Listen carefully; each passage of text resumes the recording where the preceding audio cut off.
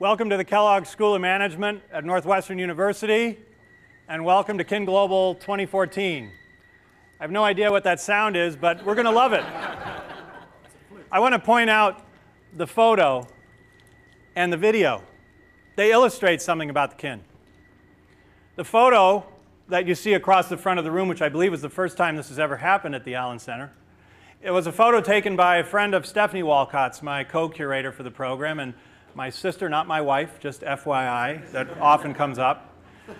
Stephanie was on an environmental mission to Ladakh, India, in the Himalayas with one of our keynoters from last year, Sir Robert Swan. This is a polar explorer you'll hear a little bit more from tomorrow at Pick-Stagger Concert Hall. He's the only person to have walked unaided to the North Pole and walked unaided to the South Pole. That's tough.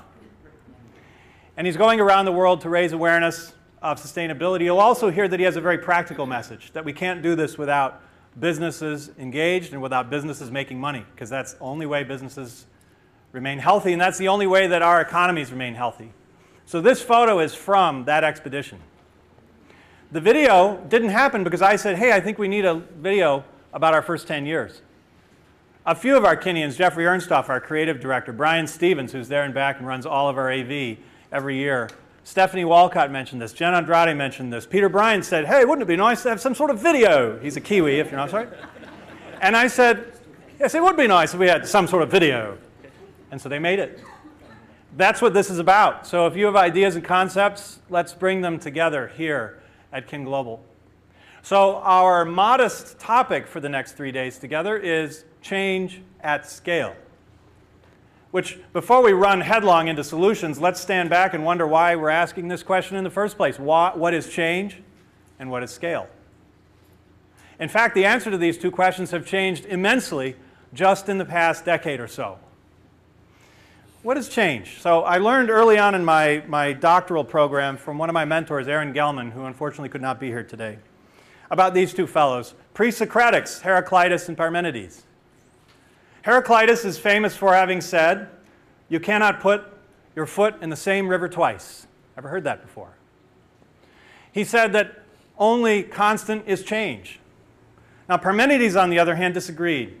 Parmenides said that the bedrock of reality is unchanging. It is static and never changing. It is only our opinion, and he used the Greek version of this word. It is only our opinion of the world that causes us to believe that change is real. Now, this argument has been going on for three millennia. Regardless of whether you believe change is real or not, we have to deal with it on day-to-day living.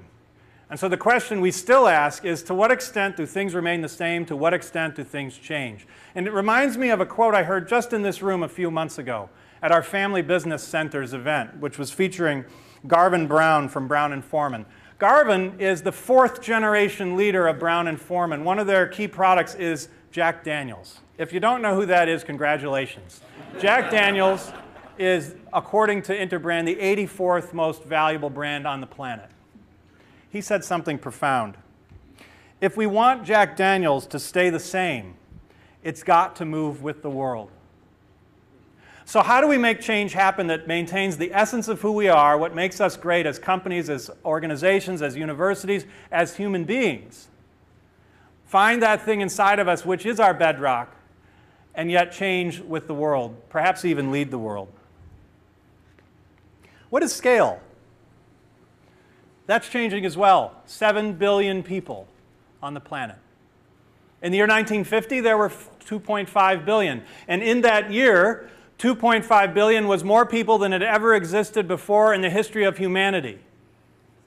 Today we have 7, going to 9 or 10 billion in many of our lifetimes. 7 billion of us. And if that's not scary enough, Al Landry. Where's Al Landry? Where's Al? Colonel Al Landry. Imagine 7 billion Colonel Al Landrys. Nothing is scarier to think about than that. Thanks for being here, Al. This is the challenge we face, the Malthusian challenge of providing sufficient resources for 7 billion of us. And this is not a trivial challenge. This is a challenge that, as we say in the Kin, will only be solved by innovation, that innovation driven by your organizations, your passions, your objectives as government leaders, nonprofit leaders, business leaders. Now, scale has also changed to become smaller. We today are able to think and act at the nanoscale and at the quantum level for the first time in history. And interestingly, we are not even really sure what that means, but yet we're doing stuff there. Change is both bigger and smaller and ultimately more than we can imagine. Change is taking us to space.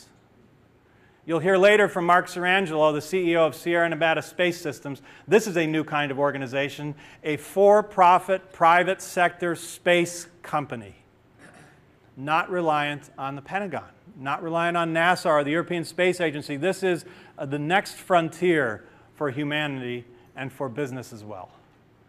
So change has changed, and scale has changed.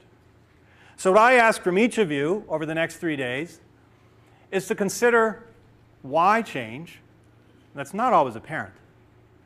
Do we need to be bigger? Maybe sometimes we need to be smaller. And if we've decided to change, how should we best do it? We've compiled an extraordinary group of people to share with you, not just the ones on the stage. They're all impressive and exciting, and I'm deeply grateful that you're all here. But also each one of you. You might recall you received an invitation, and some of you even emailed annoyed at me that they couldn't find the registration link on the website. Well, by the way, that is by design. You're curated whether you knew it or not. So everyone here at Kin Global is someone you would like to meet. Everyone here at Kin Global has a story worth hearing. So ask yourself, how do we make this change happen at my company, my organization, my nonprofit, whatever it is? But even more important than that, what does that mean for me personally, as a human being? That's something we don't have time to think about. This is that time. Now, to be somewhat more prosaic for a moment, but extraordinarily important, I'd like to thank our sponsors, all the people listed, all the organizations listed over here. We truly could not be here together without them. And briefly, I'd like each one of you to stand. Anyone representing a sponsor, please stand for a second. Don't be shy. I force you to not be shy.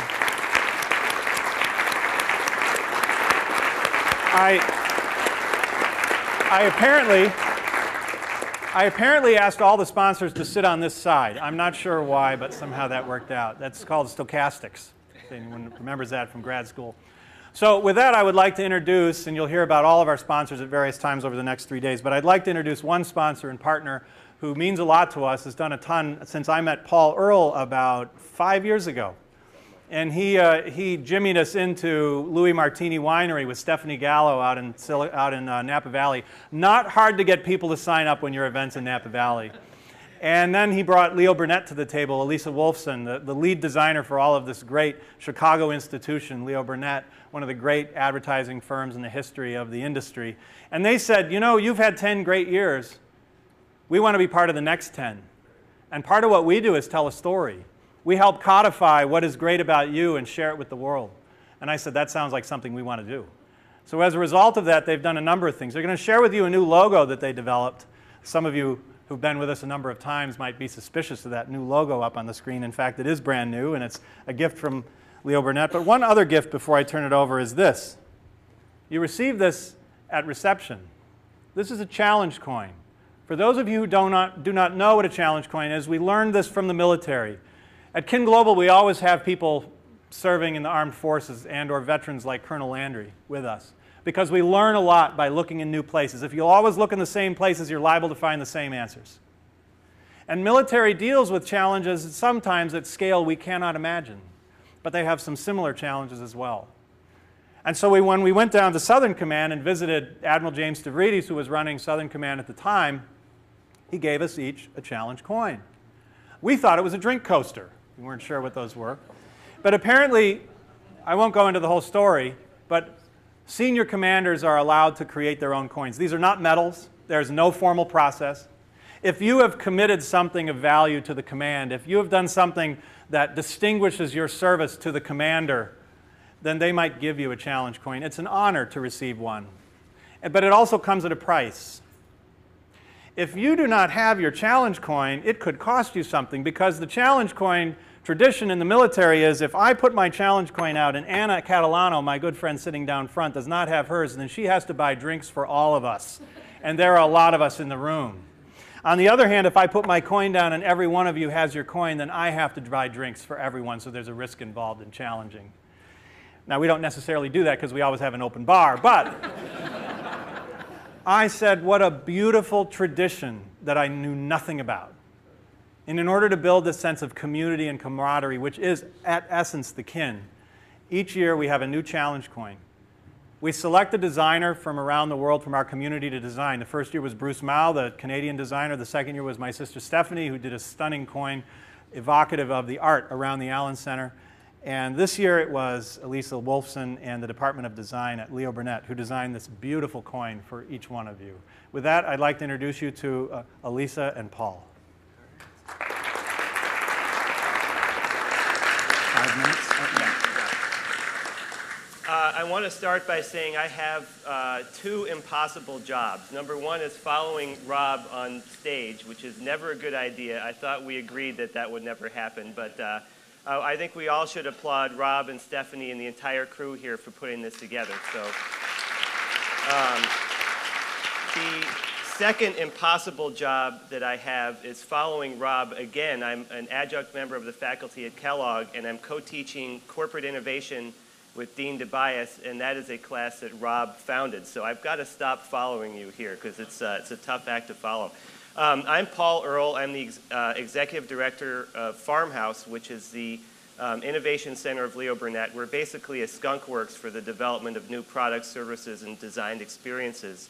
And within the theme of change at scale, Rob and I were talking over the summer or fall last year about what we can do as a creative contribution that is in line with this year's theme. And we began to wonder if we might be able to reimagine the kin identity system as a way to create a design system that could help the kin grow and scale. So at the heart of any innovation group is world-class design, and without further ado, I will turn it over to my colleague Alisa Wolfson, who heads the design practice at our parent company, Leo Burnett, and also for Farmhouse. Thank you. Now I don't have to introduce myself. But I can say thanks, Rob, and thanks, Stephanie, and the rest of the kin crew. We have been blessed and happy to work on this project. I don't think it comes as any surprise. We've just all learned that we redesigned the logo, so this won't be a big reveal. You're seeing it on all different things coming through the door today.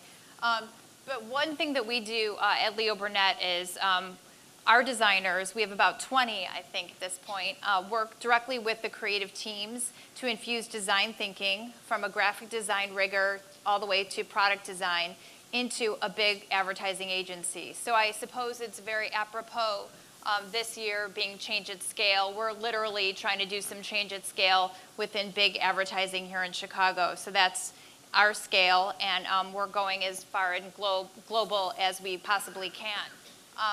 We partner with Farmhouse all the time to bring all of our design rigor to Farmhouse and innovation projects within the company. And we house ourselves in the Department of Design. So a little small studio within a big advertising agency partnering with an innovation practice, and somehow that little Venn diagram makes the perfect mix. We were approached by Rob and Stephanie to redesign the logo, and I'm going to keep this short and sweet and highly visual so you guys can get inside our heads a little bit as we made some of these design decisions along the way.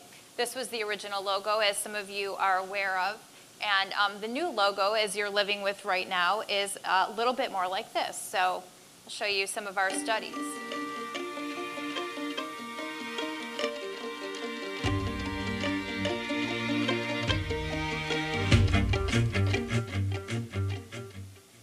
So welcome to the new kin global identity. We worked towards 3 tenets for the kin mission: to be ethical, profitable, and sustainable, and build that into the logo, and to also be situated with economy, environment, and community. And so those 6 things kind of tuck neatly into this formal shape. And each is a cornerstone of building a prosperous world. So this is a very geometric and highly reasonable logo that you'll see, and we're hoping that it lasts a really long time. And it builds the Kellogg Innovation Network. We always work with geometry when we're looking at logos, and this is a little behind the scenes information for how these things start. So the designer, his name is Dan Forbes, and he couldn't be here today because he's busy working on another farmhouse project. This is how he starts all of his projects, and this is what we circle back to at the end to make sure everything's working smoothly and perfectly and we can use it for a long time. We then build some design rigor into the project, and we do a lot of testing. So this is a three-dimensional test early on of the logo to see how it would be treated in different materials. We make sure that the logo works with other logos in the universe that it's going to sit in. So we wanted to make sure that the color choices that we were using were very synonymous to the Kellogg School of Management. So you'll see purple and blue hues. We have a monochromatic, I'll go back. We have a monochromatic version that will sit on top of photography, and you'll see that in the display behind me. And we also do a lot of design experiments and tests. So here was an early pin that we designed that highly inspired the coin that you have today. And a scarf. So hopefully one day there'll be a Kin gift shop. We're selling that for $10 out front. $10? Right? I don't know, $100. We're selling that for $150. $150, see? And the system works really well. So you can see Global, On Campus, Catalyst, Challenge, Expedition, Dialogue. It houses all sorts of information very easily. And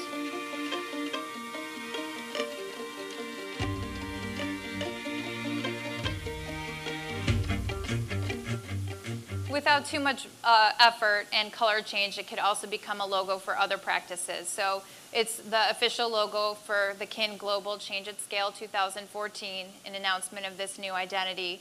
And you're seeing things as you're reading through your booklet and your name tags that have been designed under this heading. So here is some more practice that we do. Maybe next year you'll also see this for what might be next year's Change at Scale. So Global the next 10 years or Global where to next. We're making those up, so sorry, Rob. I think we just helped you out for the next 2 years. You're all set.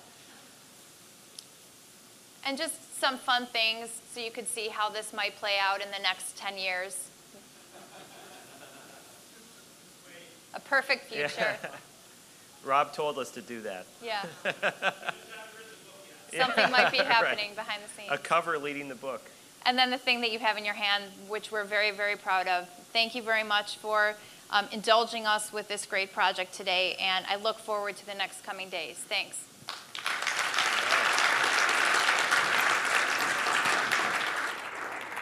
So thank you, Alisa and Paul. It's really important to us to have the people involved, actually involved, and you certainly are.